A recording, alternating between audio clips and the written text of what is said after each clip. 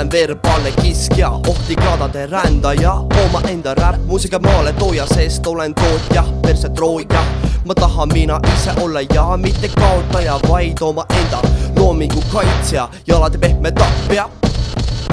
Ma annan kõik määrad tagarääkijatele, ma oman teid nii nagu te kõik minuga teete. Ma saadan oma sõnumid pikale pimedale teele, ma valutan selle, mida vaevalt teen. Näete, puhastades puhtaks oma hinge ja südame külde, näete sohvil on nüüd sest tehne. Laseb olmu plinge, pissin sedale sulle silmadesse. Need olete teie, kes te paska mu selja taga teete.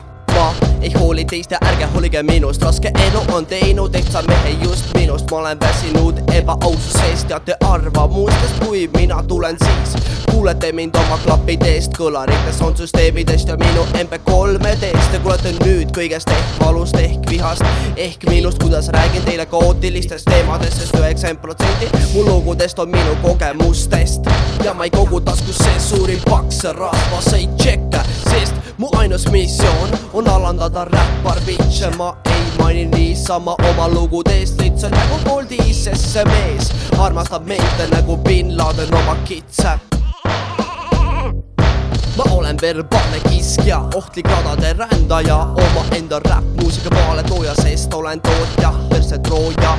Ma tahan mina ise olla ja mitte kaotaja, vaid omaenda loomingu kaitsja ja alati pehme tapja.